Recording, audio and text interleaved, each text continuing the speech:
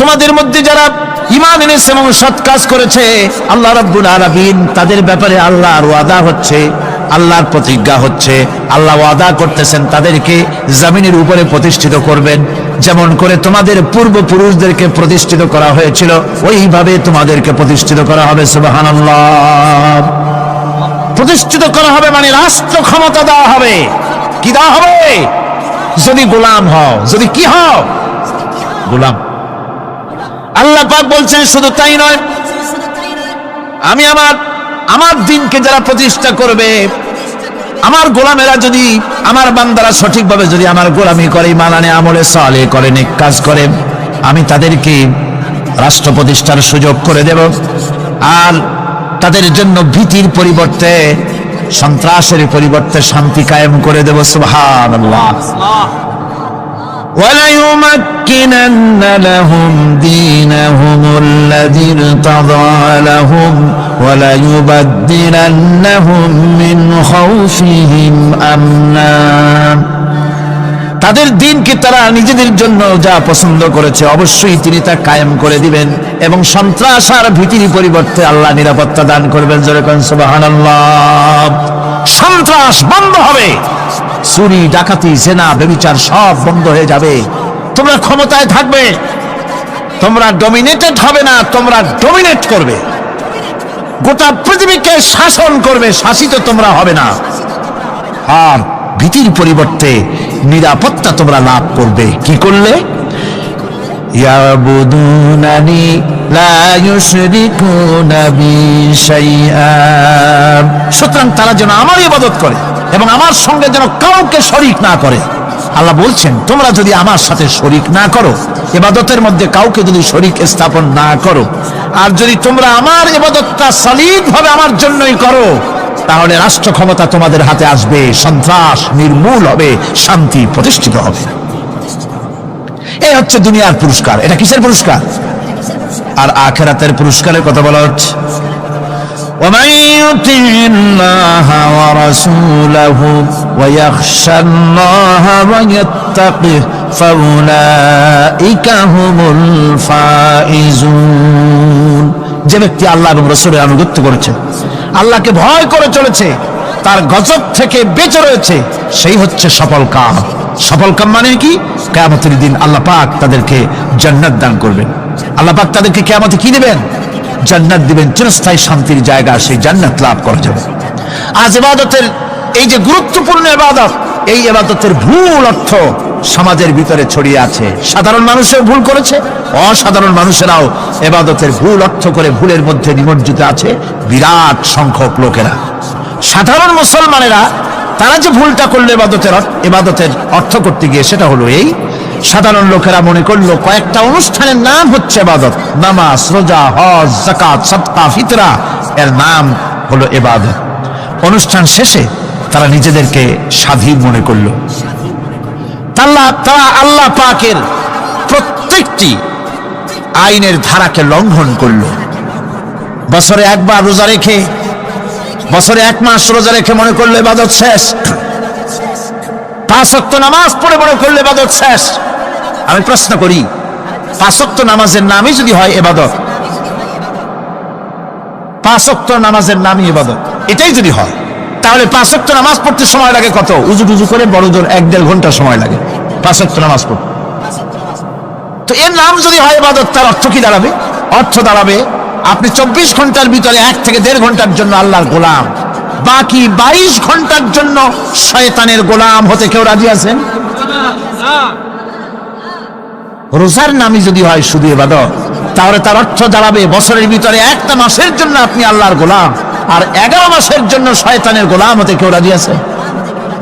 তাহলে বিষয়টা কি? বিষয়টা হচ্ছে নামাজ, রোজা, হজ, যাকাতি শুধুমাত্র ইবাদত নয়, আনুষ্ঠানিক ইবাদত তো বটেই, কম্পালসারি ইবাদত তো বটেই, কিন্তু শুধুমাত্র নামাজ, রোজা, হজ, যাকাত ইবাদত শুধুমাত্র নয়, এগুলি হচ্ছে ইবাদতের পার্ট, ইবাদতের অংশ।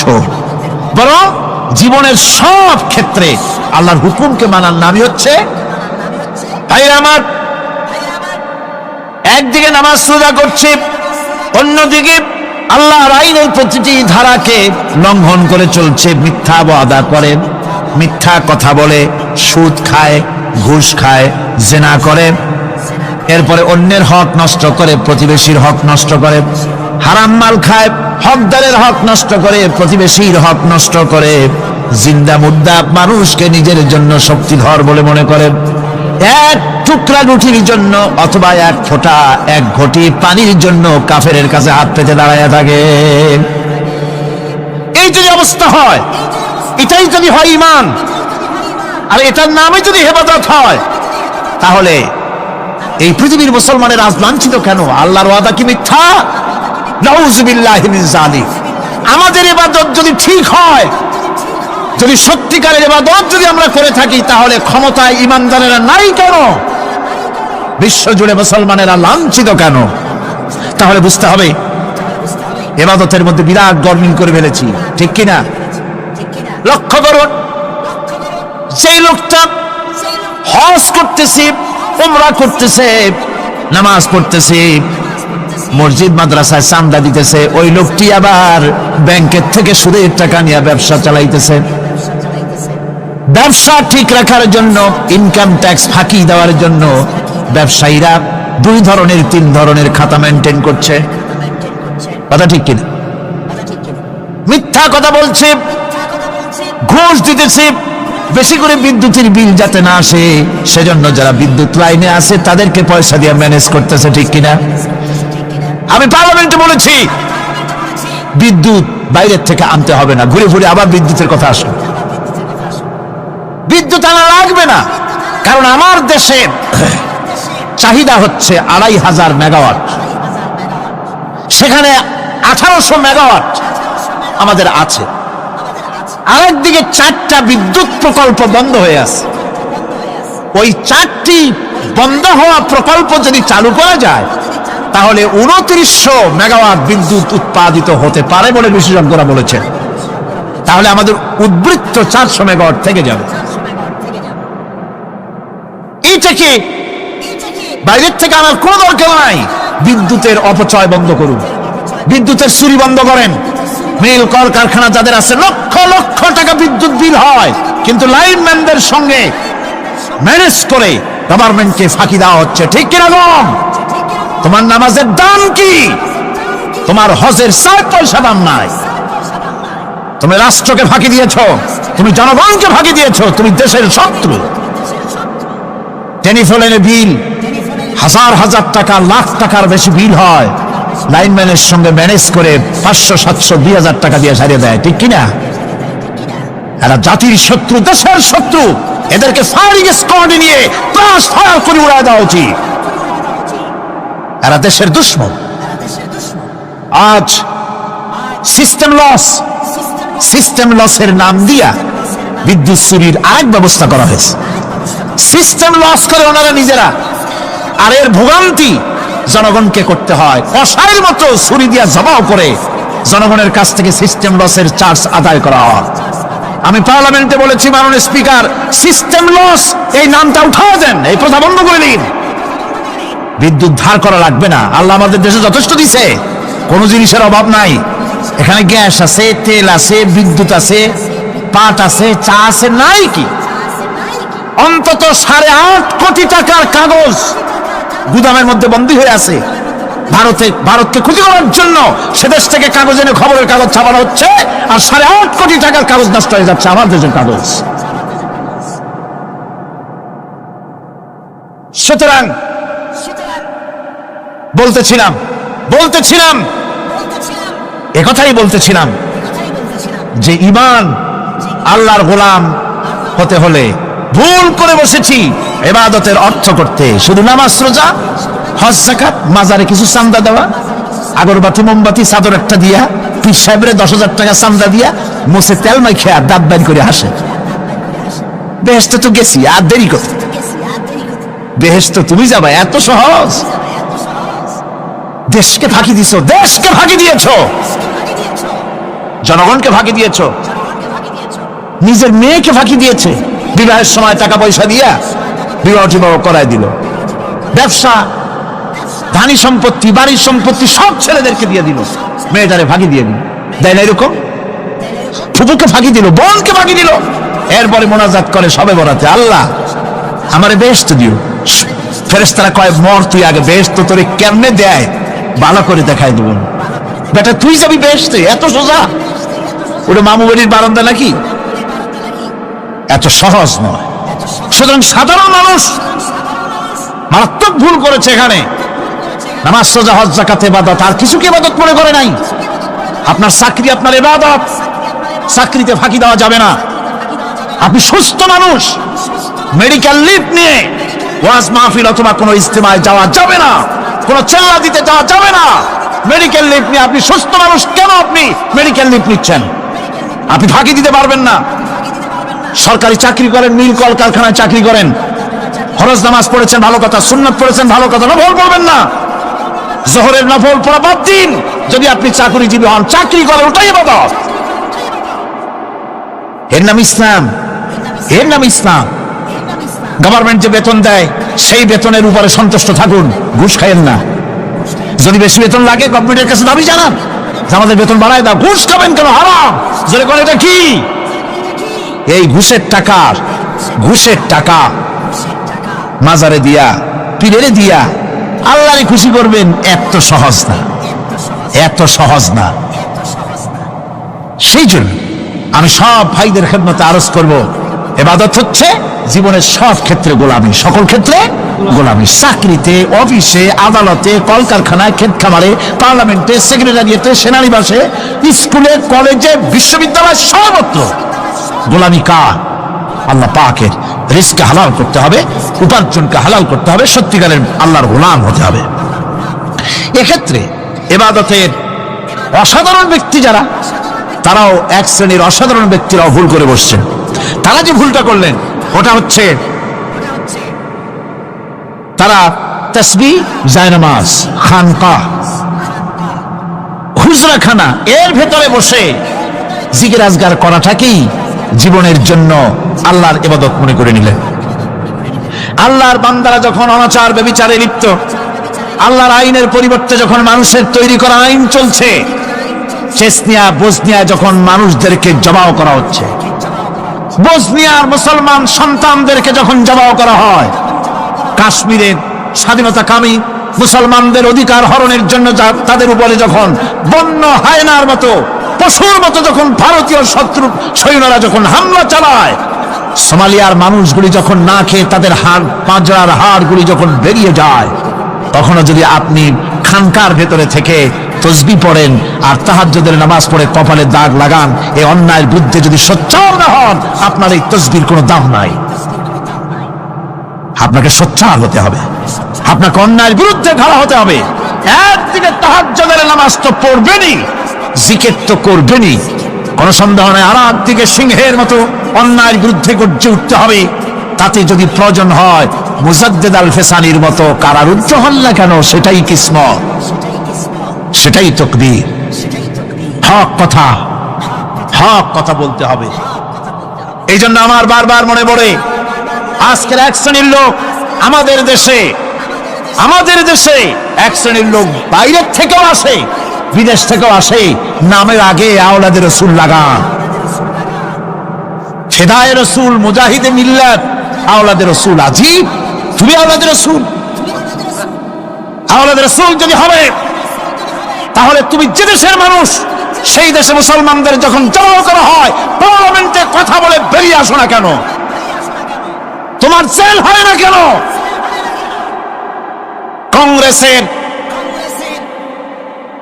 সেন্ট্রাল বডির সদস্য হয়ে আওলাদে রাসূল লাগাইয়া বাংলাদেশের রাজনীতিতে নাক গলাতে দেওয়া হবে না।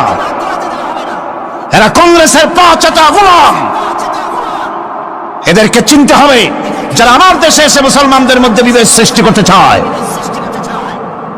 আমার মুসলমান ভাইয়েরা, সুতরাং আজকে আমাদেরকে বুঝতে হবে, নামের আগের 14 হাত লম্বা বিশেষণ দেখে ভুললে চলবে না। কথা মনে থাকবে, এরা কংগ্রেসের গোলাম। বাবরি মসজিদ যখন ভেঙে ফেলা হলো, তখন তো কোন আওলাদে রাসূলের নাম তো শুনি নেই। তখন তো নামটা শুনছি ওই বুখারী বেটার, বাপের বেটা ইমাম বুখারী। তিনি বলেছেন, আমি ভারতের দিল্লির জুমা মসজিদের ইমাম শুধু নই, আমি ভারতের 18 কোটি মুসলমানের ইমাম, বাবরি মসজিদকে গড়ে দিতে হবে। কোরআন শরীফের বিরুদ্ধে যখন কলকাতা হাইকোর্টে কেস করা হয়েছিল কোরআনকে ব্যান করার জন্য, কই সেদিন তো কোনো আওলাদ রাসূলের নাম শুনি নাই। সেদিন তো ওই বুখারী বেটাই বলেছেন, ভারতের হাইকোর্ট থেকে কোন জাজ, কোন বিচারক যদি কোরআন শরীফ ব্যান করা হলে বলে এই কথাটি উচ্চারণ করে, তাহলে আমি তাকে পায়ের তলে পাড়িয়ে ধরে বাম হাত দিয়ে তার জিহ্বাটা টেনে ছেড়ে ফেলে দেব।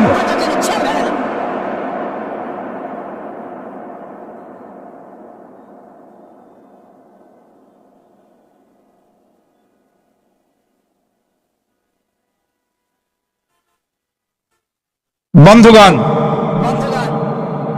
সুতরাং আমাদেরকে বুঝতে হবে, বসুন, বেয়াদবি করবেন না, বসেন। আমাদেরকে বুঝতে হবে খানকায় শুধু জিকির আজগার করলেই চলবে না। হযরতে শাহজালাল রহমতুল্লাহ আলাইহি এক হাতে ছিল তরবারি, আর এক হাতে ছিল কোরআন।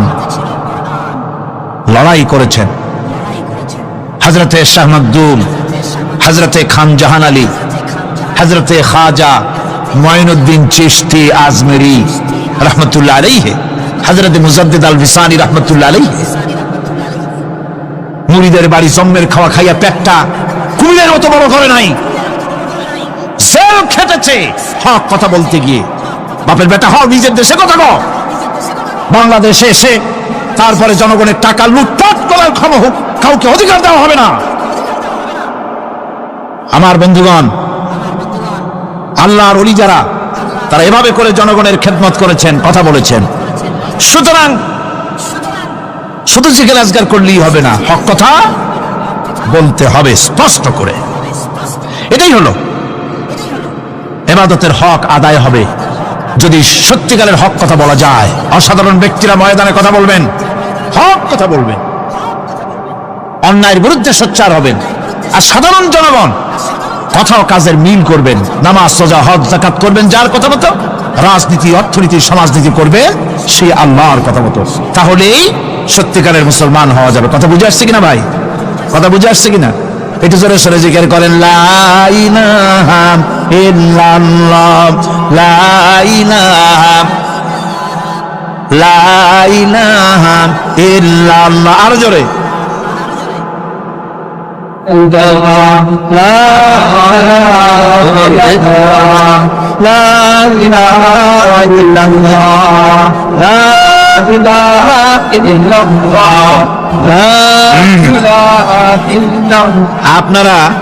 আপনারা যদি মাথা উঠাইয়া দেখতে থাকেন তো কি দেখবেন? মানুষের মাথা টুপি ছাড়া তো কিছুই দেখা যাবে না। কাজেই ওঠা বসা না করে আজকে এক পবিত্র রাত আমরা আল্লাহর কাছে দোয়া করব। আলোচনার আমি এগিয়ে যাচ্ছি। ইবাদত আমাদেরকে বুঝতে হবে। ইবাদত যদি না বুঝি তাহলে মুসলমান বলে দাবি করারও কোনো মূল্য নাই। মানব জন্ম বৃথা। কারণ হচ্ছে আল্লাহ রাব্বুল আলামিন বলেছেন, মা খালাকতুল জিন্না ওয়াল ইনসা ইল্লা লিয়াবুদুন। মানুষ আর জিন জাতিকে আমি সৃষ্টি করেছি আমার গোলামির জন্য। কার গোলামি? ওই গোলামির পূর্ণাঙ্গ নমুনা যদি জানতে চাই, পূর্ণাঙ্গ নমুনা দৃষ্টান্ত লাগবে। কাকে অনুসরণ করব? পূর্ণাঙ্গ ইবাদতের আল্লাহর গোলামির পূর্ণাঙ্গ নমুনার জন্য কোরআনে কারিমে দৃষ্টান্ত সেট করা হয়েছে। হযরত ইব্রাহিম আলাইহিস সালামের আল্লাহ পাক বলেন, ইয ক্বালা লাহু রাব্বুহু আসলিম ক্বালা আসলামতু লিরাব্বিল আলামিন। তার অবস্থা এই ছিল, কার? ইব্রাহিম আলাইহিস সালাম। তার অবস্থা এই ছিল যে তার রব যখন তাকে বললেন আনুগত্যের মস্তককে অবনত করে দাও, তিনি বললেন আমি আমার বিশ্বপালকের সামনে মাথাটা নত করে দিলাম। সুবহানাল্লাহ, কোন শর্ত ছাড়াই মাথা নিচু করে দিলাম। এই পন্থায় তিনি যে পন্থাটা অবলম্বন করেছিলেন, এই পন্থায় চলার জন্য তার সন্তানদেরকেও তিনি হুকুম করেছিলেন। ووصى بها إبراهيم ببنيه ويعقوب يا بني إن الله اصطفى لكم الدين فلا تموتن إلا وأنتم مسلمون ইয়াকুব এবং ইব্রাহিম আলাইহিস সালাম তার সন্তানদেরকে এই উপদেশ দিয়েছিলেন যে তিনি বলেছিলেন, হে আমার সন্তানেরা, আল্লাহ ছাড়া তোমাদের জন্য আল্লাহ পাক এই দ্বীনকে মনোনীত করেছেন। আল্লাহ পাকের আনুগত্য করবে, তার দ্বীনের প্রতি সারেন্ডার করবে। আর খবরদার মুসলমান না হয়ে যেন তোমরা মরে যেও না। মৃত্যু মুসলমান অবস্থায় থাকবে, অর্থাৎ মৃত্যু পর্যন্ত থাকবে কি অবস্থায়? মুসলমান অবস্থায়। أم كنتم شهداء إذ حضر يعقوب الموت إذ قال لبنيه ما تعبدون من بعدي ইয়াকুব আলাইহিস সালাম তার মৃত্যুর সময় জিজ্ঞেস করেছিলেন, ও আমার সন্তানেরা, আমার মৃত্যুর পরে তোমরা কার ইবাদত করবে, তার কার গোলামি করবে? তারা জবাব দিলেন, قالوا نعبد إلهك وإله آبائك إبراهيم وإسماعيل وإسحاق إلها واحدا ونحن له মুসলিমুন। নিঃসন্দেহে আমরা ইবাদত করব, গোলামি করব আপনার রবের, আপনার পিতার রবের, এবং আল্লাহর ইবাদত করব। আপনিও আপনার পূর্বপুরুষ ইব্রাহিম, ইসমাইল যে আল্লাহকে ইবাদত করেছে, সে আল্লাহ পাকের ইবাদত আমরা করব এবং তার অনুগত হয়ে থাকব। দাসত্ব এবং পূর্ণাঙ্গ দাসত্বের গোলামীর পূর্ণাঙ্গ নমুনা হচ্ছেন হযরত ইব্রাহিম আলাইহিস সালাম। আল্লাহ গোটা জমিন যখন শিরকের অন্ধকারে ডুবে গিয়েছিল, তখন হযরত ইব্রাহিম আলাইহিস সালাম তাওহীদের আলো জ্বালিয়ে দিয়েছিলেন। এই নিবেদিতদের ইমাম হিসাবে আল্লাহ পাক তাকে ঘোষণা দিলেন। কোরআনে কারীম বলছে, وَإِذَا ابْتَلَى إِبْرَاهِيمَ رَبُّهُ بِكَلِمَاتٍ فَأَتَمَّهُنَّ قَالَ إِنِّي جَاعِلُكَ لِلنَّاسِ إِمَامًا। ইব্রাহিমকে তার রব কয়েকটি বাক্য দিয়ে পরীক্ষা করলেন এবং তিনি সেই পরীক্ষাগুলোতে পাশ করলেন। তখন আল্লাহ রাব্বুল আলামিন তাকে বললেন যে আমি তোমাকে গোটা বিশ্ব মানবতার জন্য, গোটা বিশ্বের সমস্ত মানুষের জন্য আমি তোমাকে নেতা বানাবো। সুবহানাল্লাহি ওয়া বিহামদিহি। প্রথম পরীক্ষা হলো, গতকাল বলেছি, সে আগুনের পরীক্ষা। সেখানে আল্লাহ পাক তাকে পাশ করালেন, তিনি পাশ করলেন। দ্বিতীয় পরীক্ষা ছিল বিবি এবং নবজাতক সন্তানকে নিয়ে আল্লাহ হুকুম করলেন, এই বিবি আর বাচ্চারে নিয়ে মরুভূমিতে রেখে আসো। মরুভূমিতে যেখানে ঘর নাই, বাড়ি নাই, সেই জায়গায় বিবি এবং বাচ্চাকে রেখে যাওয়ার সময় তিনি বললেন, রব্বানা ইন্নী আসকানতু মিন যুররিয়্যাতি বিওয়াদিন গায়রি যী যাররিন ইনদা বাইতিকাল মুহাররাম। হে আল্লাহ রাব্বুল আলামিন, আমি পানি এবং তরুলতাবিহীন এক মরুভূমির ভিতরে আমার বংশের একটি অংশকে এখানে রেখে গেলাম। তোমার ঘরের কাছে পুনর্বাসিত আমি তাদের কাছে, এই ঘরের কাছে, সম্মানিত ঘরের কাছে রেখে গেলাম। পরীক্ষায় তিনি পাশ করলেন। হযরতে হাজেরা প্রশ্ন করলেন, ইব্রাহিম, পানি নাই, খাবার নাই, মানুষ নাই, ঘর নাই, বাড়ি নাই, মরুভূমির ভিতরে আমাকে আর আমার বাচ্চারে ফেলে রেখে যাচ্ছ কেন? কোনো জবাব নাই। দুইবার তিনবার প্রশ্ন করলেন। এরপরে তিনি আবার প্রশ্ন করলেন, বললেন, ইব্রাহিম, এটা কি আল্লাহর হুকুম নাকি? হযরত ইব্রাহিম আলাইহিস সালাম নিজের কলিজার টুকরা সন্তান আর বিবিকে রেখে যেতেছেন ভারাক্রান্ত মন নিয়ে। তিনি আকাশের দিকে আঙ্গুল উঁচু করে দেখালেন। হযরত হাজেরা বুঝলেন ইনি তো আল্লাহর পয়গম্বর, আমার কোন অপরাধে এভাবে ফেলে যাওয়ার কথা নয়। তিনি বুঝলেন এটা আল্লাহর হুকুম। হযরতে হাজেরা বললেন, ইব্রাহিম রে, নিশ্চিন্ত মনে বাড়ি ফিরে যাও, আমার মনে কোনো চিন্তা নাই, কোনো পেরেশানি আর এখন নাই। আল্লাহর হুকুমে যদি আমাকে মরুভূমির ভিতরে ফেলে যেয়ে থাকো, তাহলে আমি ওই আল্লাহর প্রতি এতটা ভরসা রাখি যে এই মরুভূমির ভিতরে জল পানি শূন্য, খাদ্য শূন্য জায়গায় আমি আমার বাচ্চাকে আল্লাহ রাব্বুল আলামিন না খাওয়াইয়া মারবেন না। দ্বিতীয় পরীক্ষায় পাশ করল। 3 নম্বরে পরীক্ষা হলো সন্তান বড় হয়ে গেছে, বুদ্ধি হয়েছে, দৌড়াতে পারে। আল্লাহ রাব্বুল আলামিন হুকুম করলেন ছেলেকে জবাহ করো। কত বড় আগুনের পরীক্ষা! কোরআন শরীফ বলছে হযরত ইব্রাহিম আলাইহিস সালাম নিজের ছেলেকে ডেকে নিয়ে বললেন, ইয়া বুনাইয়া ইন্নী আরা ফিল মানামি আন্নী আযবাহুক ফানজুর মাযা তারা। হে আমার কলিজার টুকরা সন্তান, আমি এই স্বপ্নে দেখেছি যেন আমি তোমাকে জবাহ করতেছি, তোমার রায় কি, তোমার মত কি, আমারে শোনাও। ছেলে পয়গম্বর, ছেলে তার জবাবে বললেন, ইয়া আবাতি ফাআল মা তু'মার সাতাজিদুনি ইনশাআল্লাহু মিনাস সাবিরিন। হে আমার আব্বাজান, আপনি যে ব্যাপারে স্বপ্নের ভিতরে আদিষ্ট হয়েছেন আপনি তা কার্যকরী করুন। আমাকে এতটুকু অধৈর্যের মধ্যে পাবেন না, আমাকে ধৈর্যশীলদের মধ্যে পাবেন। আমারে আপনি আল্লাহর হুকুম পালন করেন। আল্লাহ পাক শোনাচ্ছেন, ফালাম্মা আসলামা ওয়া তাল্লাহু লিল জাবিন। পিতা পুত্র দুজনই রাজি হয়ে গেল। পিতা তার ছেলেকে কাঁধ করে গলার উপরে ছুরি ধরেছেন। আল্লাহ রাব্বুল আলামিন ইসমাইল জবাহ হোক এটা আল্লাহ চান নাই, আল্লাহ চেয়েছেন পরীক্ষা করতে। পরীক্ষায় ইব্রাহিম পাস হয়ে গেলেন। আল্লাহ পাক বলছেন, ওয়ানাদাইনাহু আইয়া ইব্রাহিম قد صدقت الرؤيا إنا كذلك نجزي المحسنين।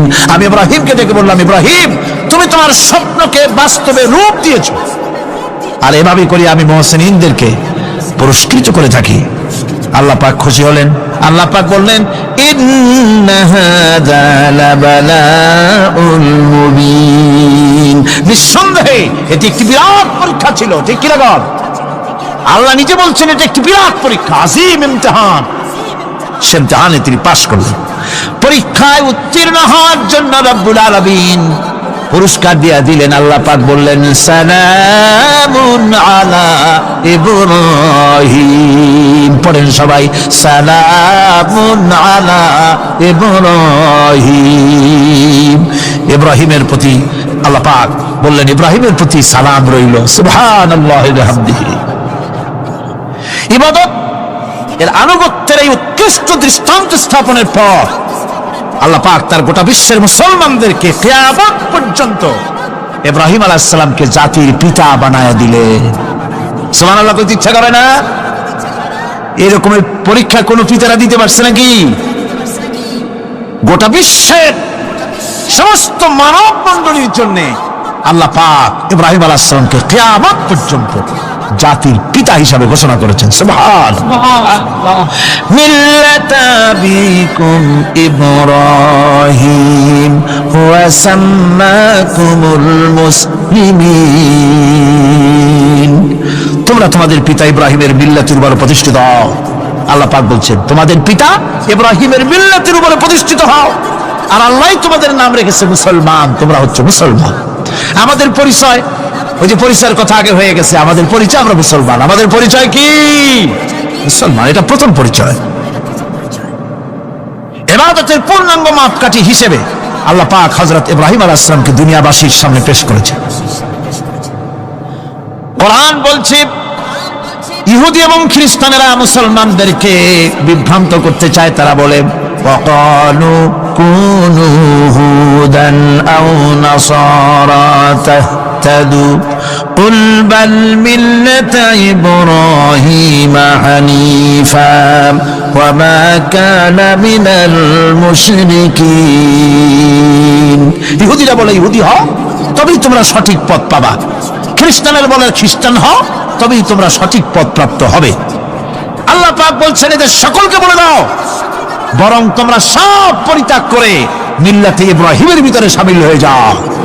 এটাই মুক্তির পথ, এটাই নাজাতের পথ, এটাই আল্লাহর পথ। সুবহানাল্লাহি ওয়া বিহামদিহি। এমনকি রাসূল করিম সাল্লাল্লাহু আলাইহি ওয়াসাল্লামকে আল্লাহ পাক বলেছেন, আনিত্তাবি' মিল্লাতা ইব্রাহিম হানিফা। চারদিক থেকে মুখ ফিরিয়ে এনে মিল্লাতে ইব্রাহিমের ভিতরে শামিল হয়ে যাও, তারই অনুসরণ করো। রাসূল করিম সাল্লাল্লাহু আলাইহি ওয়াসাল্লাম ইবাদত বা আনুগত্যের সর্বোৎকৃষ্ট নমুনা হওয়ার কারণে ইব্রাহিম আলাইহিস সালাম সম্পর্কে হুজুর বলেছেন ইন্না ইব্রাহিমা খায়রুল বারিয়া, রাওয়াহু মুসলিম। রাসূলুল্লাহ সাল্লাল্লাহু আলাইহি ওয়াসাল্লাম বলেছেন ইব্রাহিম হচ্ছেন জগতের সর্বোত্তম ব্যক্তি। সুবহানাল্লাহ। সুতরাং আমাদেরকে ইবাদতের নমুনা হিসেবে ইব্রাহিম আলাইহিস সালামকেও মানদণ্ড হিসেবে দেখতে হবে যে কিভাবে তিনি সারেন্ডার করেছিলেন আল্লাহ পাকের দরবারে। এখন আমি আপনাদের সামনে বলতে চাই, মানুষের জীবনে সবচাইতে বড় দুটি চাহিদা আছে, একটা হচ্ছে খাদ্য আর একটা হচ্ছে নিরাপত্তা। একটা খাদ্য আর একটা কি? নিরাপত্তা। পেট ভরে খাইতে চাই আর চোর ডাকাতের উপদ্রব থেকে নিরাপত্তা পেতে চায়। আইন শৃঙ্খলা পরিস্থিতির উপরে যখন পার্লামেন্টে আলোচনা হচ্ছিল, আমি তখন বলেছি, মাননীয় স্পিকার, আমার দেশের সাধারণ ভোটারদের বড় কোনো আশা আকাঙ্ক্ষা নাই। তারা কোনোদিন বলে না যে আমাদের গুলশানে বাড়ি দিতে হবে সকলের, আমাদেরকে মঙ্গল গ্রহে অফিস বানায় দিতে হবে, বাসেরও গাড়ি দিতে হবে, এগুলি তারা দাবি করে না। যারা ভোট দেয়, কষ্ট করে, মিছিল করে, এই সাধারণ জনগণের দাবি হচ্ছে মিনিমাম দাবি, খুবই কম। তাদের দাবি হলো মোটা সুতার কাপড় চাই ইজ্জত ঢাকার জন্য, পেট ভরে খেতে চাই, পোলাও কোরমা বিরিয়ানির দরকার নাই, আর আশ্রয়ের জন্য ছোট্ট একটু ঘর চাই, চোর ডাকাতের উপদ্রব থেকে নিরাপত্তা চাই। কথা ঠিক কিনা? আমি বললাম, স্পিকার সাহেব, আজ পর্যন্ত যতগুলি গভর্নমেন্ট এসেছে বাংলাদেশে, প্রত্যেকটি গভর্নমেন্ট আমার দেশের জনগণের এই ন্যূনতম দাবি, এই আশা পূরণ করতে ব্যর্থতার পরিচয় দিয়েছে। কেউ পারে নাই। যারাই গেছে তারাই তাদের নিজেদের আখের গোছাবার চেষ্টা করেছেন। সব নিজেকে নিয়ে ব্যস্ত, নিজের লোকদের নিয়ে ব্যস্ত, জনগণ নিয়ে চিন্তা নাই। সুতরাং মানুষের চাহিদা হচ্ছে খাদ্য আর নিরাপত্তা। আমরা কি খাদ্য আর নিরাপত্তা সত্যি কি চাই? চাই। খাদ্য যদি চাই ক্ষুধার সময়, নিরাপত্তা যদি চাই ভীতির সময়, আল্লাহ রাব্বুল আলামিন বলেন কোন গভর্নমেন্ট দিতে পারবে না, দুনিয়ায় কেউ দিতে পারে নাই, পারবেও না। ক্ষুধার সময় যদি খাদ্য চাও, ভীতির সময় যদি নিরাপত্তা লাভ করতে চাও, তাহলে ফালিয়াবুদু রাব্ব হাযাল বাইত, এই ঘরের মালিকের ইবাদত কর। কোন ঘর? কাবা ঘর। বলেন কোন ঘর? কাবা ঘর। কাবা শরীফের মালিকের ইবাদত কর। তাহলে কি হবে? আল্লাযী আত'আমাহুম মিন জু'in ওয়া আমানাহুম মিন খাউফ। এই ঘরের মালিকের ইবাদত যদি করো, তাহলে ক্ষুধার সময় তিনি তোমাদেরকে খেতে দিবেন, আর ভীতির সময় তিনি তোমাদের নিরাপত্তা দান করবেন। এ ওয়াদা কার? চিল্লায় বলেন ওয়াদা কার? আল্লাহ পাকের ওয়াদা বিশ্বাস হলো না, এমনই পোড়া কপালের মুসলমান। নির্বাচন যখন আসলো, সলিমউদ্দিন সাহেব আসতেন মঞ্চের উপরে, পরিচয় করানো হচ্ছে। এত আপনারা যার বক্তৃতা শোনার জন্য দ্বীপ্রহরের রৌদ্রে কষ্ট করতেছিলেন, এখন সেই সংগ্রামী জননায়ক, বিপ্লবী সন্তান, তিনি এখন আপনাদের সামনে বক্তব্য রাখবেন। উনি দাঁড়ায় বললেন, ভাইয়ার আমার, বোনের আমার, আমি এবার বোতল মার্কা বাক্স নিয়ে দাঁড়াইছি, আমারে সকলে মিলে ভোট দেন।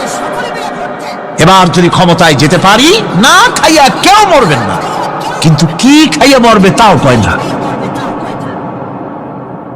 মানুষেরা এই কথাগুলি বিশ্বাস করলার সমানে ভোট দিল। হায় রে কপাল! আল্লাহ বললেন, আমার ইবাদত কর, আমার গোলামি কর জীবনের সব জায়গায়, তাহলে ক্ষুধার সময় খাইতে পারবি আর ভীতির সময় নিরাপত্তা পাবি। আল্লাহর কথাটা বিশ্বাস হইল না। এই নামাজ পড়ার মুসলমানের দাম আছে, কোন দাম আছে? এ রোজাকার দাম আছে, এ মুসলমান দাবি করার দাম আছে। আল্লাহ রাব্বুল আলামিন তিনি পরিষ্কার করে বলছেন, এই ঘরের মালিকের ইবাদত করো, তিনি ক্ষুধার সময়ে খেতে দিবেন, আর তিনি তোমাদেরকে ভীতির সময় নিরাপত্তা দান করবেন।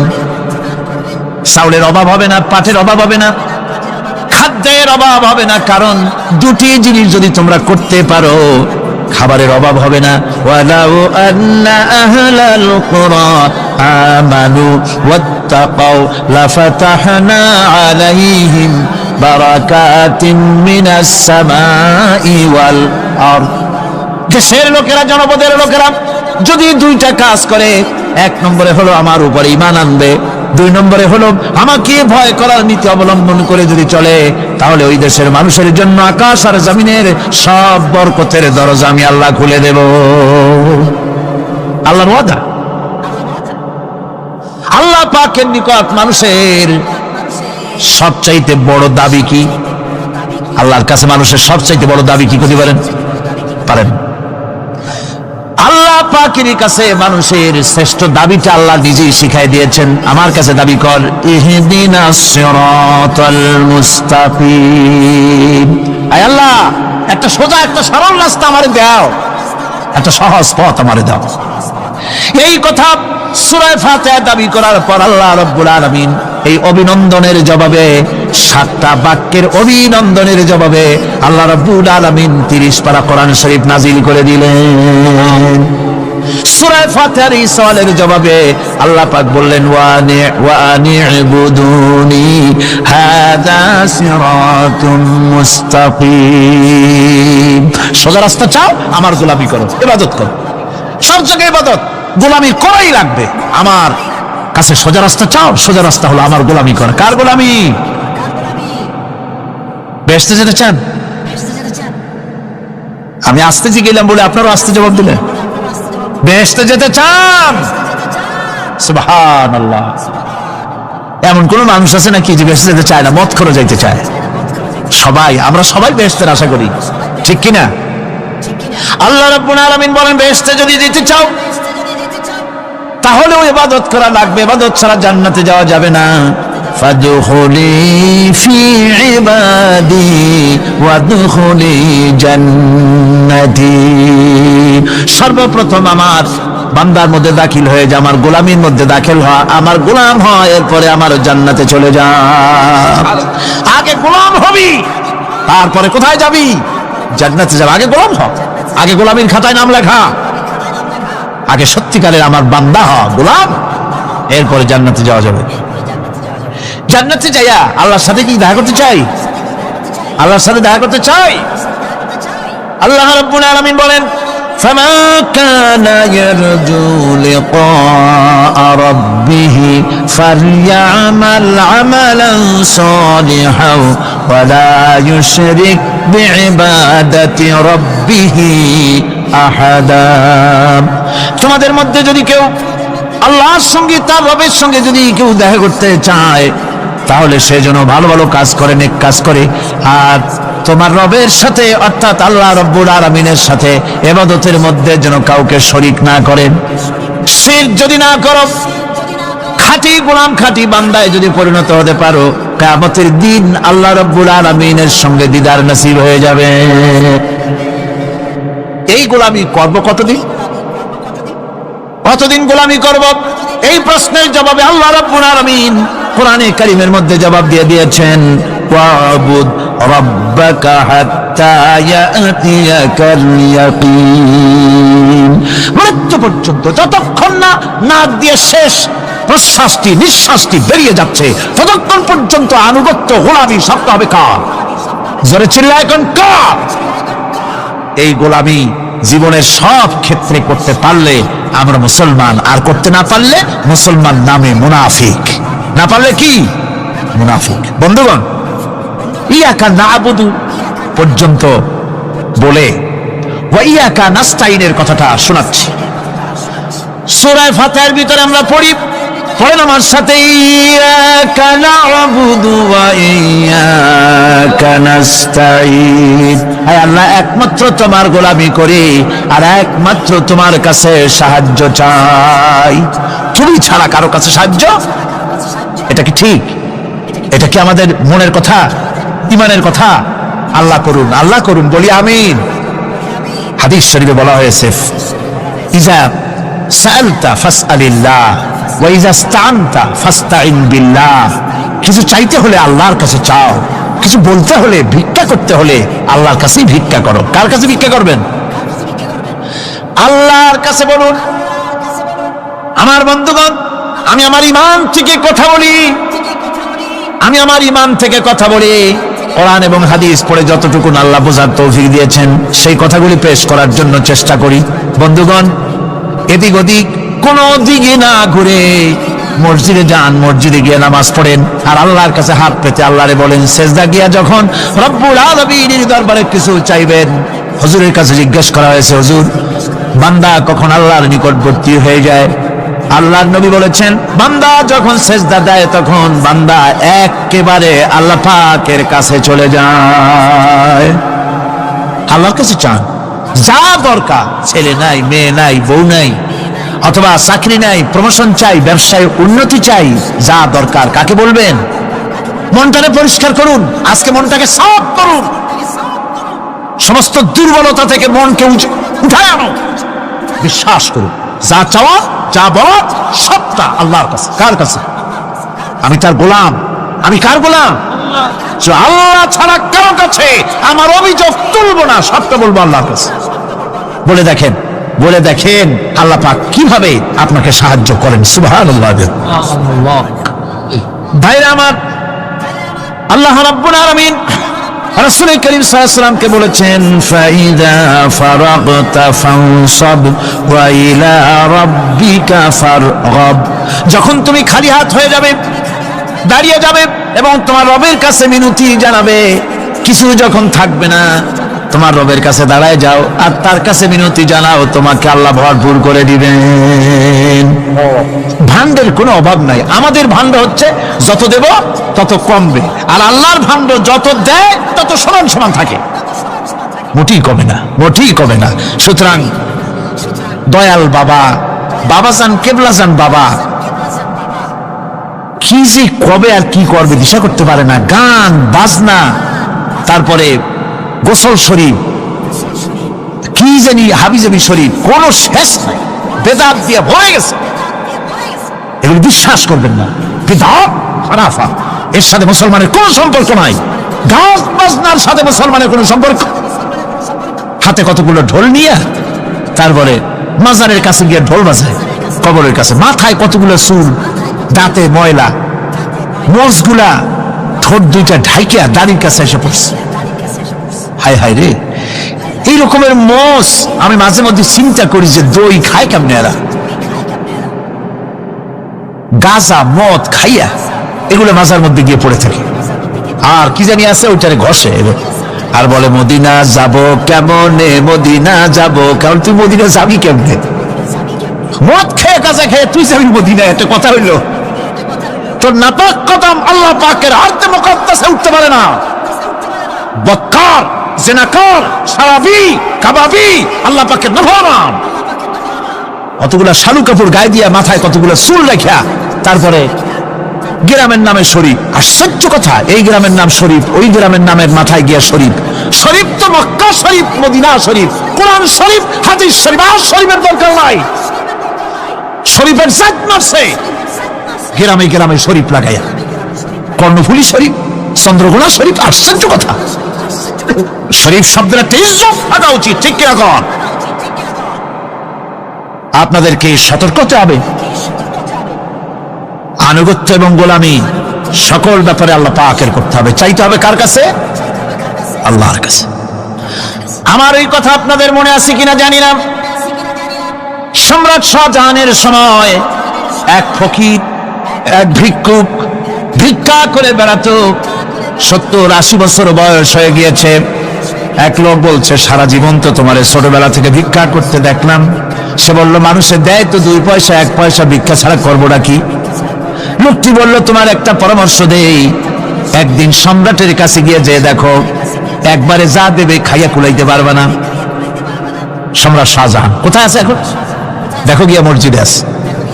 লোকটি মসজিদের বাইরে গিয়ে দেখে সম্রাট একা হাত তুলে বসে আছে, চোখ থেকে পানি পড়তেছে দর দর করে, দাড়ি ভিজে জামায় পড়তেছে।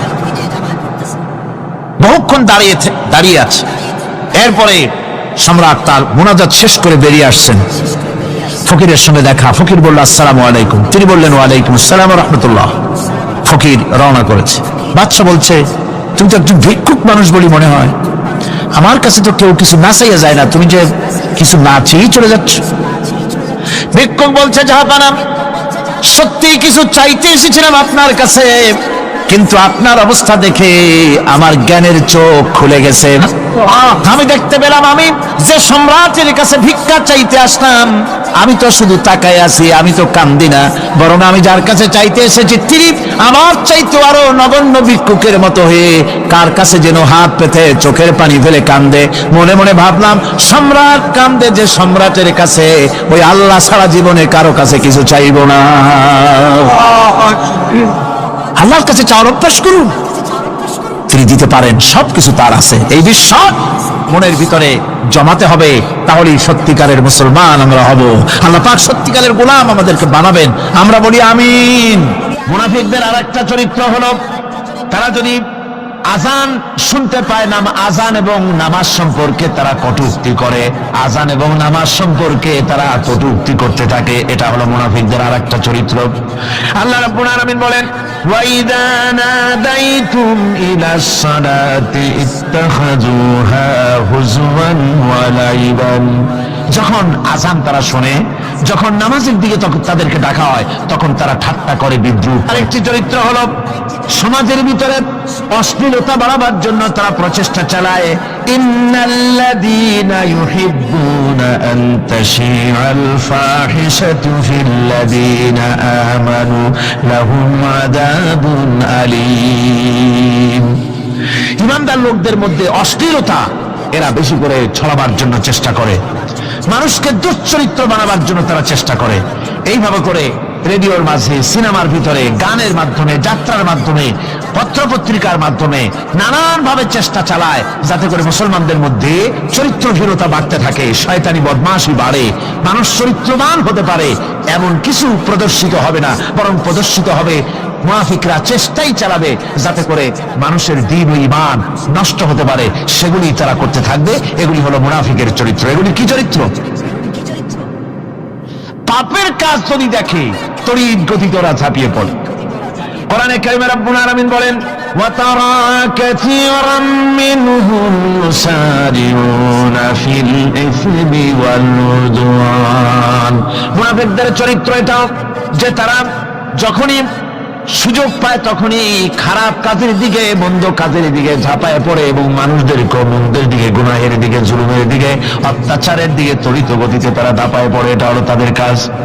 মুনাফিকদের আরেকটা চরিত্র হচ্ছে, তারা যদি নামাজ পড়তে দাঁড়ায়, নামাজ তারা পড়ে মানুষকে দেখাবার জন্য, আল্লাহকে খুশি করার জন্য মুনাফিকরা নামাজ পড়ে না। কোরআনে কারিমে বলা হচ্ছে, ওয়াইদা কামু ইলাস সালাতি কামু কুসালা ইউরাউনান নাস। মুনাফিকদের চরিত্র হচ্ছে তারা নামাজে যায় না, যদি যায় তাহলে নামাজের মধ্যে দাঁড়ায় কাহিনী এবং চুস্তি অবস্থায়, নামাজের মধ্যে দাঁড়ায় ইদিক উদিক তাকায়, টুপিটা ঠিক করে, জামাটায় টান দেয়, বগলে চুলকায়, তারপরে নামাজের মধ্যে ইমামকে সতর্ক করে। ইমাম যদি তাশাহুদ পড়তে দেরি করে, ওর নিজের পড়া আগে হয়ে গেছে, ইমাম একটু দেরি করতেছে, তো পিছন থেকে সিগন্যাল মারে। এগুলি নামাজ হচ্ছে। আল্লাহ পাক বলছেন, ইউরাউনান নাস, এরা মানুষকে দেখাবার জন্য নামাজ পড়ে, এগুলি আসল নামাজ নয়, এগুলি আসল নামাজ নয়, আল্লাহকে সন্তুষ্ট করার জন্য নয়, এগুলি মানুষকে দেখাবার জন্য তারা নামাজ পড়ে। আমার ভাইরা, ইসলামের চরিত্রগুলি, কাজগুলি তারা করতে চায় না। সব সময়ের জন্য ইসলামের সঙ্গে বিরোধিতা করা এবং ইসলামের অপব্যাখ্যা করা, এগুলি হচ্ছে এই মুনাফিকদের চরিত্র, মুনাফিকদের কাজ। মুনাফিকরা চিরটা কাল এভাবে মুসলমানদের সঙ্গে খারাপ ব্যবহার করে এসছে এবং নিজেরা জাহান্নামের পথকে এভাবে তারা করে নিয়েছে। মুনাফিকদের আরেকটি চরিত্র হচ্ছে, জিহাদের নাম শুনলে তাদের কলিজা কেঁপে ওঠে। বুঝলেন? কইছে আপনারা জিহাদ করেন কেন? এমনি সহজ পথে কলেমা পড়িয়া অল্পের মধ্যে বেহেশতে যাওয়া যায়, এরকম একটু দোয়া টোয়া শিখান মুসলমানদেরকে। আমাদের কাছে মাঝে মধ্যে আসে, কয় যে মুনাফিক তো সহজে চেনা যায় না, কয় যে হুজুর এই যে বারবার জিহাদ, এই মারামারি, এই ঠেঙ্গাঠেঙ্গি, এগুলি আছে নাকি ইসলামের মধ্যে? কোথায় আছে? যে মারামারি করা লাগবে, তারপরে মিছিল করা লাগবে, ধর্মঘট করা লাগবে, এ ধরনের জিহাদে অংশ নিতে হবে, এগুলি কি? এগুলি বাদ দিয়া সহজভাবে শান্তভাবে যাতে করা যায়, অল্প অল্প ছোট ছোট দোয়া শিক্ষা দেন যাতে করে সহজে বেহেশতে চলে যাওয়া যায়।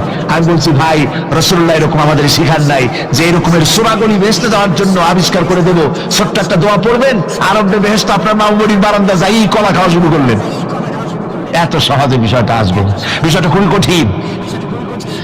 আল্লাহ রাব্বুল আলামিন বলেন মুনাফিকদের চরিত্র হলো জিহাদের নাম যখন তারা শোনে, জিহাদের নাম শোনা মাত্রই তাদের কলিজা কেঁপে ওঠে।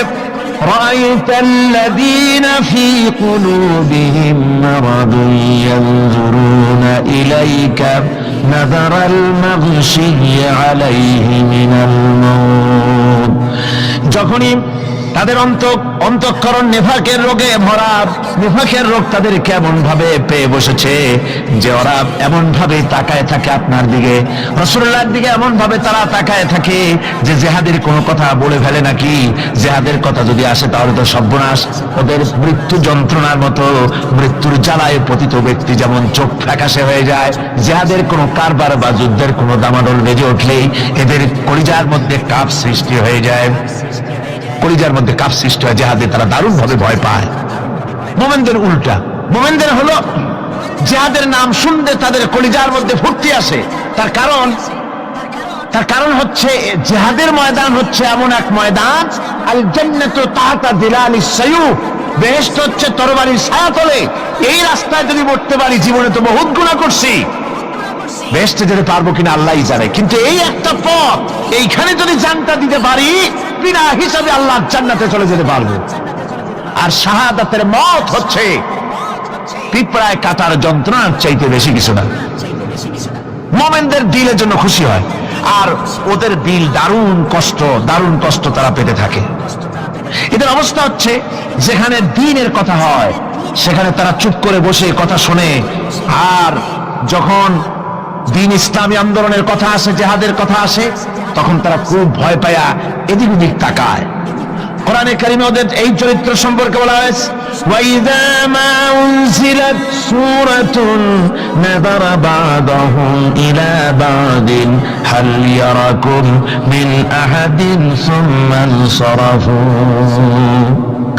এরা কোরআনের আয়াত যখন নাজিল হয় তখন একজন আরেকজনের দিকে তাকাতাকি করে, কি জানি আমাদের ব্যাপারে কোনো আয়াত নাজিল হয়ে পড়ে নাকি, অথবা জিহাদের ব্যাপারে কোনো আয়াত নাজিল হয়ে পড়ে নাকি।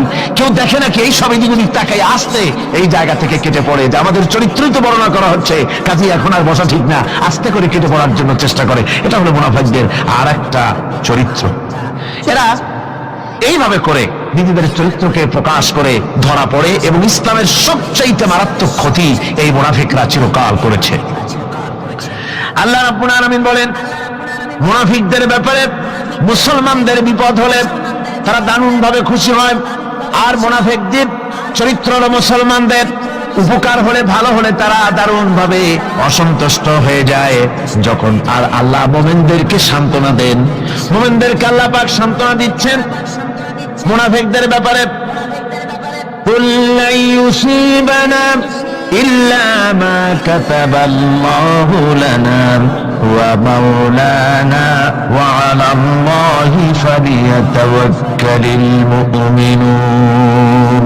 মুনাফিকদের শোনায় দাও, মুমিনদেরকে বলা হচ্ছে তোমরা মুনাফিকদের শোনাও যে তোমরা যে আমাদের ব্যাপারে খুশি হচ্ছ, যে আমাদের বিপদ দেখে, আমাদের চতুর্দিক থেকে বিপদ, মুসলমানদের আজ চতুর্দিক থেকে কি বিপদ, এই বিপদ দেখে তোমরা দারুণ খুশি যে মুসলমানেরা এইবার মার খাচ্ছে, ইসলামী আন্দোলন আর কোমর সোজা করে দাঁড়াতে পারবে না, এইবার শেষ, বুদ্ধি করে আর যে ষড়যন্ত্রের জালে আটকায় দিছি আর মুক্তি হবে না, এই যে তারা খুশি।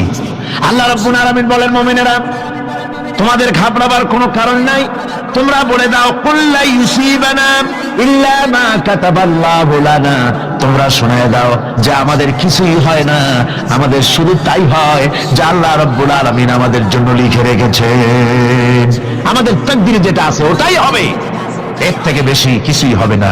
তিনি আমাদের মাওলা, তিনি আমাদের মনিব, তিনি আমাদের প্রভু, আর সমস্ত মুমিনদের উচিত সে আল্লাহর উপরই নির্ভর করা। তবে তোমরা জেনে রাখো, তোমরা আমাদের জন্য যে জিনিসে অপেক্ষা করছো কুল হাল তারাব্বাসুনা বিনা ইল্লা ইহদাইল হুসনাইন। তোমরা আমাদের জন্য যে জিনিসের অপেক্ষা করতেছো, আল্লাহ বলছেন মুমিনেরা তোমরা বলো, তোমরা মুনাফিকদের বলো যে আমাদের ব্যাপারে তোমরা যে জিনিসের অপেক্ষা করছো তার দুটি ভালোর একটি ছাড়া কি? অর্থাৎ তোমরা আমাদের জন্য অপেক্ষা করতেছো আমরা যেন মরে যাই, আমরা যেন শেকস্ট খাই। তো আমরা যদি পৃথিবীতে মরে যাই তাহলে তো আমরা শহীদ হয়ে গেলাম, আর আমরা যদি বেঁচে থাকলাম তো আমরা তো গাজী হয়ে গেলাম। আমাদের ওই যে হাতি মরার মতো আর বাঁচার মতো, হাতি মরলেও লাখ টাকা, বাঁচলেও লাখ টাকা। আমরা মরলে গাজী, বাঁচলে কি শহীদ। কোন দিক দিয়ে আমাদের ঠগ নাই। সুতরাং তোমরা আমাদের জন্য যে জিনিস অপেক্ষা করো তার দুটো ভালোর একটি ছাড়া কি? আর আমরা তোমাদের ব্যাপারে, তোমরা যেমন আমাদের ব্যাপারে অপেক্ষা করতেছো, আমরাও তোমাদের ব্যাপারে আরেকটা জিনিসের অপেক্ষা করছি। ওয়া নাহনু নাতারাব্বাসু বিকুম আইয়ুসিবাকুমুল্লাহু বিআযাবিন মিন ইনদিহি আও বিআইদিনা। আমরাও তোমাদের জন্য অপেক্ষা করতেছি একটা জিনিসের। তোমরা আমাদের জন্য দুটি জিনিস অপেক্ষা করো, আমরাও তোমাদের জন্য দুটি জিনিস অপেক্ষা করছি। তা হচ্ছে তোমাদের শাস্তিটা আল্লাহ নিজে দিবেন না আমাদের হাত দিয়ে দেওয়াবেন, আমরা সেইটার অপেক্ষা করতেছি। ফাতারাব্বাসু ইন্না মাআকুম মুতারাব্বিসুন। সুতরাং তোমরা অপেক্ষা করতে থাকো, আমরা অপেক্ষা করতে থাকি। ব্যাপারটা কোথায় গিয়ে দাঁড়ায় আসো আমরা সকলে তা লক্ষ্য করি। সুতরাং এই মুনাফিকদের এই হচ্ছে চরিত্র, চিরকাল ইসলামের সঙ্গে বিরোধিতা করা, মুসলমানদের সাথে ঠাট্টা বিদ্রুপ করা, এটাই হচ্ছে তাদের চরিত্র। এই চরিত্র দিয়েই তারা ইসলামকে চিরকাল ক্ষতিগ্রস্ত করে এসেছে। রাসূল পাক সাল্লাল্লাহু আলাইহি ওয়াসাল্লাম এই মুনাফিকদের সম্পর্কে বলেছেন যে মুনাফিকরা হচ্ছে ইদা হাদা গাদারা, যখন তারা ওয়াদা করে সে ওয়াদাকে তারা খেলাফ করে। এটা হচ্ছে মুনাফিকদের একটা চরিত্র। তারপরে তাদের কাছে কোনো জিনিস আমানত রাখলে, ইদা উত্তুমিনা খানা, যখন আমানত রাখা হয় সে আমানতের তারা খিয়ানত করে। তারপরে যখন তারা ঝগড়ায় লিপ্ত হয় তখন তারা পরস্পরকে গালাগালি করে। আর যদি তারা কথা বলে, কথার মধ্যে কথায় কথায় তারা মিথ্যে কথা বলে। এই হচ্ছে মুনাফিকদের চরিত্র। এরপরে মুনাফিকরা শুধু রুজি রুটি আর পেট নিয়েই তারা ব্যস্ত থাকে। মুনাফিকদের এই চরিত্র কোরআন এবং হাদিসে আল্লাহ রাব্বুল আলামিন স্পষ্ট করে মানুষের সামনে তুলে ধরেছেন, যাতে করে আমরা মুনাফিক এই চরিত্র থেকে রক্ষা পেতে পারি। এই মুনাফিকদের সম্পর্কে সর্বশেষ কথা, আল্লাহ রাব্বুল আলামিন যেহেতু মুনাফিকরা ইসলামের সবচাইতে বেশি ক্ষতি করেছে, সেই জন্য আল্লাহ রাব্বুল আলামিন নবীকে বলেছেন যে আপনি যদি এদের ব্যাপারে ইস্তাগফির লাহুম আও লা তাস্তাগফির লাহুম ইন তাস্তাগফির লাহুম ৭০ মাররাতান ফালান ইয়াগফিরাল্লাহু লাহুম। আপনি যদি এদের জন্য ক্ষমা চান, আর ক্ষমা আপনি নাই চান, এমনকি ৭০ বারও যদি আপনি মুনাফিকদের জন্য আমি আল্লাহর কাছে ক্ষমা প্রার্থনা করেন, আমি আল্লাহ রাব্বুল আলামিন মুনাফিকদেরকে ক্ষমা করে দেব না। মুনাফিক হচ্ছে চরমভাবে ক্ষতিগ্রস্ত, দুনিয়াও ক্ষতিগ্রস্ত হবে, আখিরাতেও তারা ক্ষতিগ্রস্ত হবে। আল্লাহ পাকের কত বড় কথা যে কিয়ামত পর্যন্ত মুনাফিকদের জন্য হুজুর সাল্লাল্লাহু আলাইহি ওয়াসাল্লামকে বলা হচ্ছে যে ৭০ বারও যদি তাদের জন্য আপনি আমার কাছে ক্ষমা চান, আমি মুনাফিকদেরকে কখনো ক্ষমা করব না। সুতরাং আমাদেরকে বুঝতে হবে মুনাফিকের চরিত্র সবচেয়ে নিকৃষ্ট চরিত্র, আর এই চরিত্রে আল্লাহ পাক সবচেয়ে বেশি অসন্তুষ্ট হন। আল্লাহ পাক তাই বলছেন, কাবুরা মাকতান ইনদাল্লাহি আন তাকুলু মা লা তাফআলুন। আল্লাহর কাছে সবচাইতে বেশি ক্রোধ উদ্রেককারী এই ব্যাপারটাই যে তোমরা যা বলো তা তোমরা করো না। এটা বড় মারাত্মক ব্যাপার, আল্লাহ এটাকে সহ্য করেন না। সুতরাং মুমিনদেরকে আয়াত থেকে শিক্ষা গ্রহণ করতে হবে, মুনাফিকি ছাড়তে হবে, আনুগত্য করতে হবে। সবটাই আল্লাহর। কার আনুগত্য হবে? আল্লাহ এবং রাসূলের আনুগত্য জীবনের সকল ক্ষেত্রেই করতে হবে। এটাই মুসলমানদের জন্য ঈমানের সবচেয়ে বড় দাবি। তারপরে রব্বুল আলামিন বলেন, ইন্নাল্লাহা ইউহিব্বুল্লাযীনা ইউকাতিলুনা ফী সাবিলিহি সাফফান কাআন্নাহুম বুনিয়ানুম মারসুস। আল্লাহ পাক বলছেন, আল্লাহ নিশ্চয়ই ভালোবাসেন সেই সব লোকদেরকে যারা কাতারবন্দী হয়ে আল্লাহর রাস্তায় লড়াই করে, সীসা ডালা প্রাচীরের মতো ইস্পাত কঠিন দৃঢ় হয়ে যারা কাতারবন্দী হয়ে সুসংবদ্ধ হয়ে আল্লাহর জন্য যারা লড়াই করে। এখানে বলা হচ্ছে যে লড়াইটা হবে আল্লাহর জন্য, সংগ্রাম হবে কার জন্য? ইউকাতিলুনা ফি সাবিলিহি। লড়াই কিন্তু লড়াইটা কখনই দেশ দখল করা, তা আবার মানুষের তৈরি করা আইন কানুন প্রতিষ্ঠার জন্য দেশ দখল করার সংগ্রাম, মানুষের তৈরি করা মতবাদকে প্রতিষ্ঠা করার সংগ্রাম, এই জাতীয় যত রকমের সংগ্রাম আছে, যত রকমের জিহাদ আছে, এই সমস্ত সংগ্রামকে, লড়াইকে ইসলাম জায়েজ করে না। এগুলি মুসলমানদের জন্য একদম নিষিদ্ধ। মুসলমানরা লড়াই করবে কেবলমাত্র আল্লাহর রাস্তায়, ফি সাবিলিহি, জিহাদ ফি সাবিলিল্লাহ, ওয়া তুজাহিদুনা ফি সাবিলিল্লাহ। লড়াই হবে কার পথে? সবে চিল্লায় বলেন, লড়াই কার পথে? লড়াই কি? জিহাদ কি? জিহাদ এই নয় যে আপনি লাঠি ঠেঙ্গা নিয়ে তারপরে বাইর হবেন আর হিন্দু খ্রিস্টান যেখানে পাবেন সমানে মারিয়া শেষ করে ফেলাবেন। এর নাম জিহাদ নয়। জিহাদ হচ্ছে আল্লাহর রাস্তায় সংগ্রাম করা, লড়াই করা। সেই লড়াইটা কি? যে কোনো উদ্দেশ্যকে সফল করার জন্য প্রচেষ্টা চালানো, প্রাণান্তকর প্রচেষ্টা চালানো, ওই প্রচেষ্টার নামই হচ্ছে কি? জিহাদ। সুতরাং এই জিহাদটা হবে আল্লাহর রাস্তায়, সংগ্রাম হবে আল্লাহর রাস্তায়। কি উদ্দেশ্যে? দ্বীন প্রতিষ্ঠার উদ্দেশ্যে। কোরআনে কারিমে রব্বুল আলামিন বলেছেন, আল্লাযীনা আমানু ইউকাতিলুনা ফি সাবিলিল্লাহ। যারা নাকি ঈমানদার তারা লড়াই করে আমি আল্লাহর রাস্তায়, আমি আল্লাহর পথে তারা লড়াই করে, সংগ্রাম করে আমার দেওয়া জীবন ব্যবস্থা প্রতিষ্ঠার জন্য। ওয়াল্লাযীনা কাফারু ইউকাতিলুনা ফি সাবিলিত তাগুত। আর যারা নাকি কাফের, ভালো করে শুনেন, আল্লাহ পাক বলছেন যারা নাকি কাফের তারাই লড়াই করে মানুষের তৈরি করা তাগুতের পথে লড়াই করে, অর্থাৎ আল্লাহর দেওয়া রাসূলের দেওয়া বিধানকে বাদ দিয়ে মানুষের তৈরি করা, অন্যের তৈরি করা মতবাদ প্রতিষ্ঠার পিছনে সংগ্রাম করে। এখন আপনি দেখেন এই পৃথিবীতে সমাজতন্ত্র কার তৈরি? মানুষের। আল্লাহর না মানুষের? যারা বলেন এটা কার তৈরি? আল্লাহর না মানুষের? জাতীয়তাবাদ কার তৈরি? আল্লাহর না মানুষের? পুঁজিবাদ কার তৈরি? আল্লাহ না মানুষের? সমাজতন্ত্র কার তৈরি? আল্লাহ না মানুষের?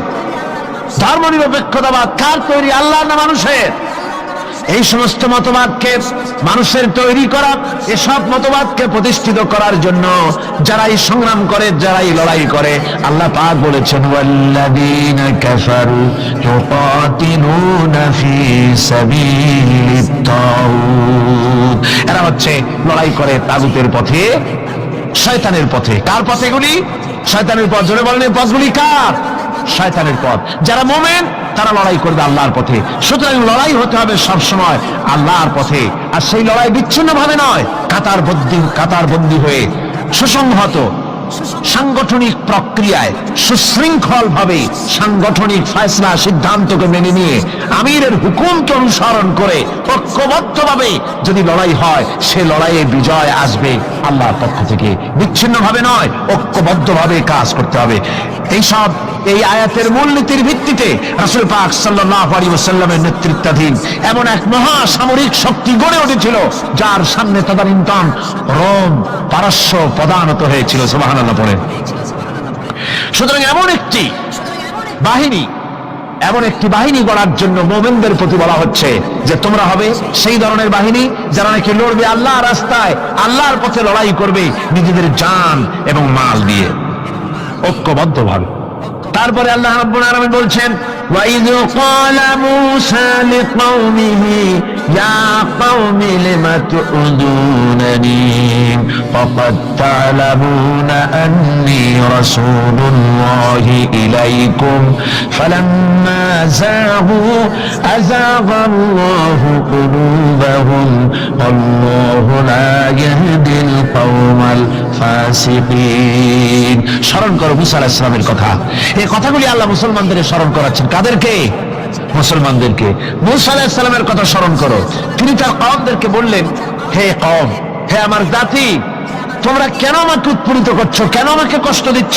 ওয়াকাদ তা'লামুনা আন্নী রাসূলুল্লাহি ইলাইকুম, আর একথা তোমরা ভালো করেই জানো যে আমি তোমাদের জন্য রাসূল হয়ে এসেছি আল্লাহর পক্ষ থেকে। বন্ধুগণ, কোরআনে কারীমে একথা বলা হয়েছে, সর্বত্র প্রায় এসেছে, নবীদের উপরে সমকালীন যুগের লোকেরা নবীদেরকে কষ্ট দিয়েছে, মুসিবত দিয়েছে। কারণ কি?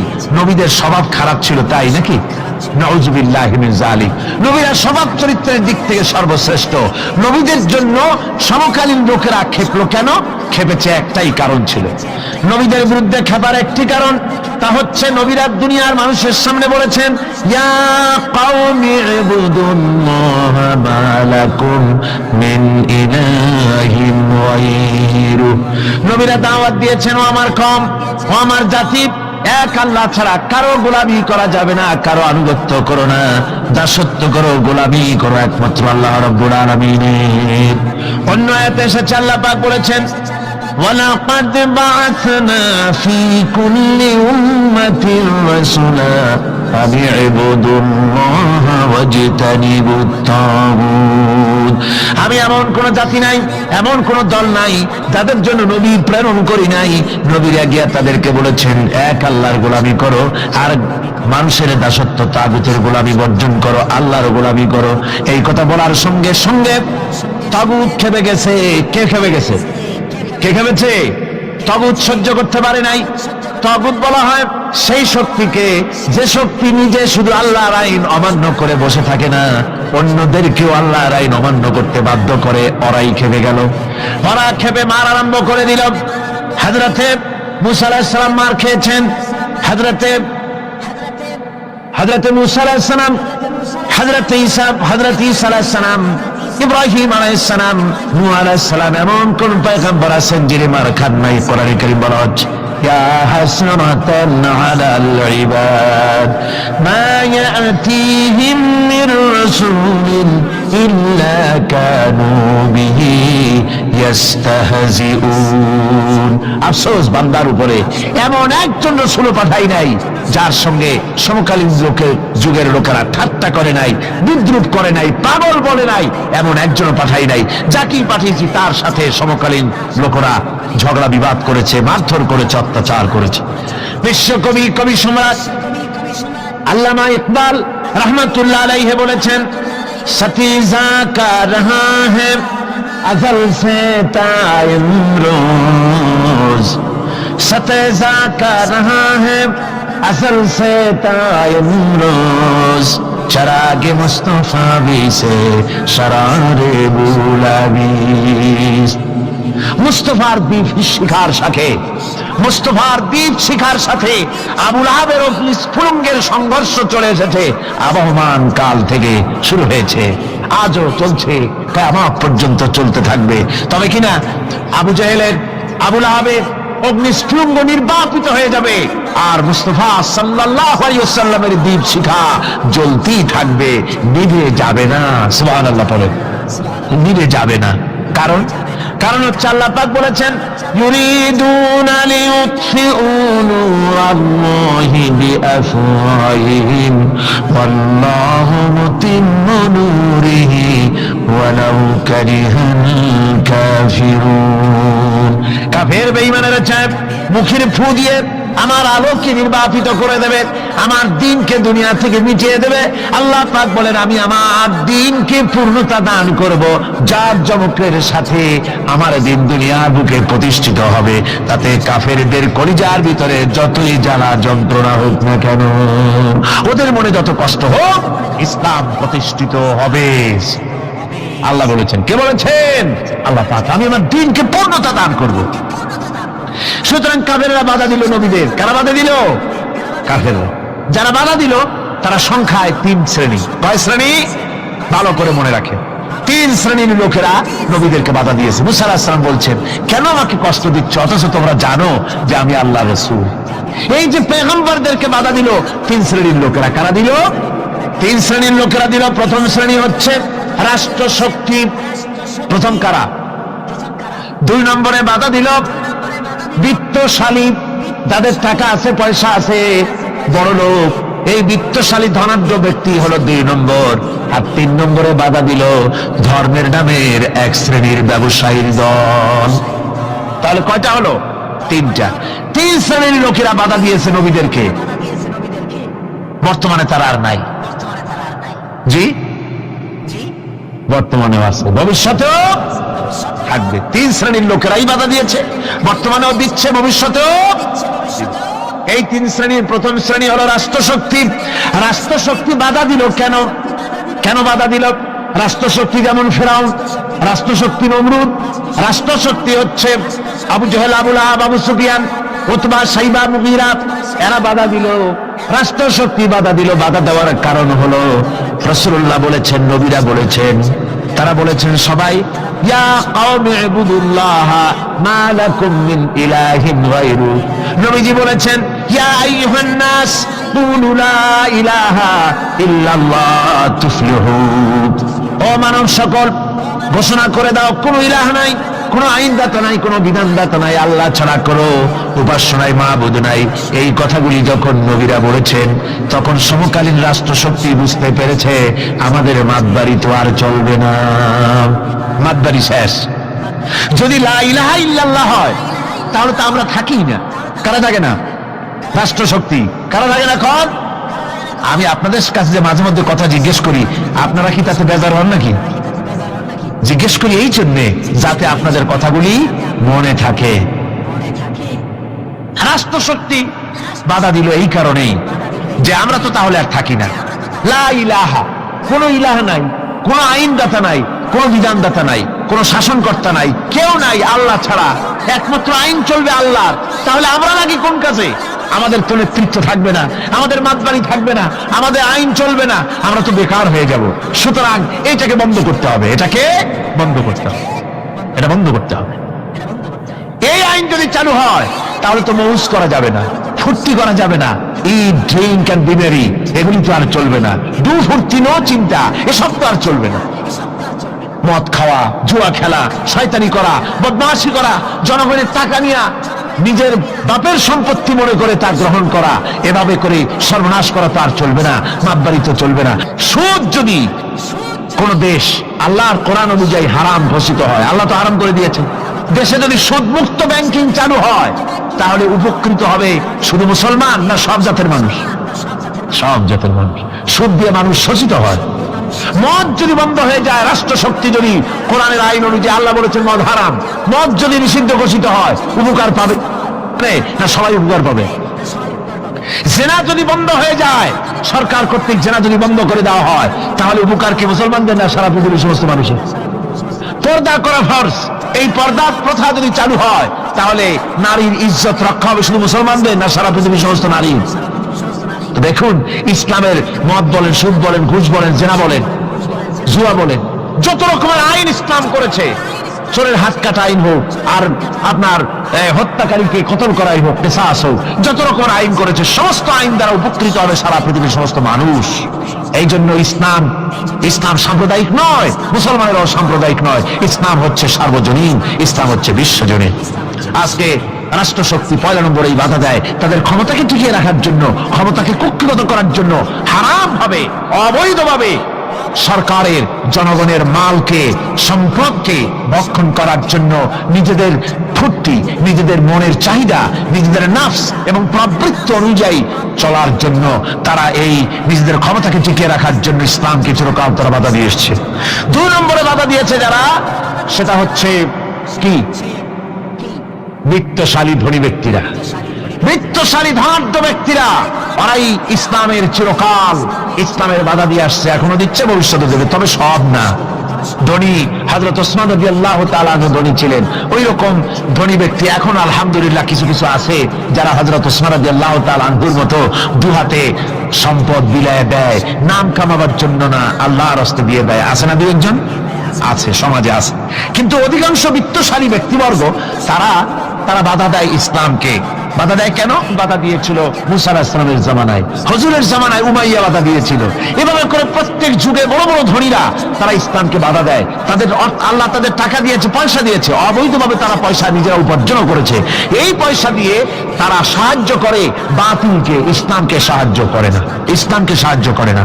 বাতিলকে অমুক দলের নেতা আসবে, অমুক দলের অমুক আসবে, 50,000 টাকা দিয়ে দেয়, 50,000 টাকা, 2 লাখ টাকা, 5 লাখ টাকা, অমুকের ইলেকশন তো দিয়ে গেল 5 লাখ, 10 লাখ, 20 লাখ, কোটি গানের টাকা দিয়ে গেল, 2-3 কোটি দিয়ে দিল।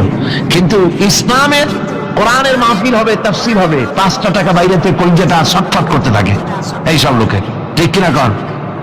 ইসলামের জন্য কাজ হবে, ইসলামের জন্য কোন প্রোগ্রাম হাতে নেওয়া হয়, অথবা ইসলামের জন্য নির্বাচন হচ্ছে, এই ধরনের যত রকমের প্রক্রিয়া আছে, এই প্রক্রিয়াগুলি করতে গেলে পরে তখন তাদের থেকে টাকা বের হতে চায় না, বাতিলকে সাহায্য করে চূড়ান্ত ভাবে, আর ইসলামকে দিতে চায় না। তার কারণ ইসলাম যদি ক্ষমতায় যায় তাহলে অবৈধ পন্থায় যেসব টাকা রোজগার করা হয়েছে এই পথগুলি বন্ধ হয়ে যাবে। তাই তাদের ভয় ইসলামের প্রতি, যেগুলি পথ যদি বন্ধ হয়ে যায় তাহলে তো আমাদের ফুর্তি আর চলবে না, মউত চলবে না, জিনা ব্যভিচার চলবে না, শয়তানি বদমাশি চলবে না। সেই জন্য তাদের টাকা দিয়ে তারা ইসলামকে দুহাতে ঠেকাবার জন্য তারা প্রচেষ্টা চালায়। কথা বুঝতে পেরেছেন? এরপরে 3 নম্বরে যারা বাধা দেয় তারা হলো ধর্মের নামের এক শ্রেণীর ব্যবসায়ীর দল, ধর্মের নামের এক শ্রেণীর ব্যবসায়ী দল। এরা হচ্ছে আল্লাহ রাব্বুল আলামিন কোরআনে কারীমের মধ্যে বলেছেন, ইয়া আইয়ুহাল্লাযীনা আমানু ইন্না কাসীরাম মিনাল আহবারি ওয়ার রুহবানি লায়াকুলুনা আমওয়ালান নাসি বিল বাতিল ওয়া ইয়াসুদ্দুনা আন সাবিলিল্লাহ। আল্লাহ রাব্বুল আলামিন বলেন, বিশ্বাসীরা শোনো, আরেক দল লোক হচ্ছে যারা আহলে কিতাবের এক শ্রেণীর পীর দরবেশ আলেম জাতীয় এক শ্রেণীর লোক, যারা নাকি আবার এবং রহবান, কোরআনের পরিভাষায় বলা হয়েছে এদের কাজ হলো মানুষের মালকে, সম্পদকে বাতিল পন্থায় ভক্ষণ করা। নিজেদেরকে জনগণের সামনে এভাবে পেশ করে যে তারাই যেন বেহেশতের এজেন্ট, তাদেরকে খুশি করতে পারলেই আল্লাহ খুশি হয়ে যাবে।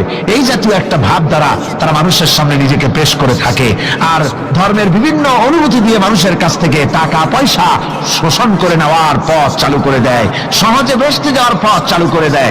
এ ধরনের অনেক বেদাতপূর্ণ কাজ তারা করে, আর বেদাত আর শিরকের মাধ্যমে ধর্মীয় অনুভূতি দিয়ে মানুষের কাছ থেকে টাকা পয়সা লুট করে নেওয়ার জন্য চেষ্টা করে।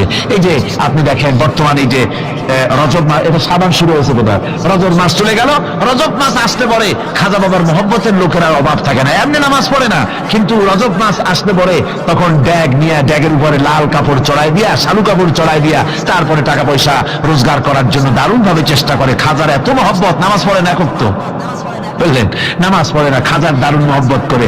আসলে তো খাজার মহব্বত না, আসল ব্যাপারটা হচ্ছে ইয়া খাজা কুস্তু আজা, পেট তো ভর যা, নিজের পেট ভরার জন্য, নিজের টাকা পয়সা লুটতরাজ করার জন্য এইভাবে করে তারা খাজার মহব্বত হিসাবে নিজেকে পেশ করে। এইভাবে কেউ মাজার দিয়া, কেউ ওরস দিয়ে, কেউ এই ধরনের নানান রকমের বিদআতপূর্ণ কাজ করে করে জনগণের কাছ থেকে টাকা পয়সা বাতিল পন্থায় ভক্ষণ করে। আল্লাহ পাক বলছেন, শুধু বাতিল পন্থায় জনগণের মালকে ভক্ষণ করে যদি বসে থাকতো তাওটা হতো, তাও না, ওয়া সুদ্দুনা আন সাবিলিল্লাহ, বাতিল পন্থায় জনগণের মাল ভক্ষণ করে। এটা হলো 1। 2 নম্বরে সব সময় তারা ইসলামী আন্দোলনকে বাধা দেয়, ইসলামের পথে, আল্লাহর পথে সব সময় ফতোয়া দিয়ে, ফতোয়াবাজি করে তারা ইসলামের আন্দোলনের পথে লোকেরা যেন যাইতে না পারে, ইসলামী আন্দোলনে শরীক হতে না পারে, সেজন্য আপ্রাণ প্রচেষ্টা করতে থাকে এই শ্রেণীর লোকেরা। এই 3 শ্রেণীর লোক ইসলামকে চিরকাল বাধা দিয়ে এসেছে। তাই আমি আজকে আপনাদের সামনে এই কথাই বলতে চাই যে আল্লাহ রাব্বুল আলামিন কোরআনে কারীমের এই সূরাটির এই আয়াতগুলির মধ্যে পরিষ্কার করে আমাদের সামনে বলে দিলেন,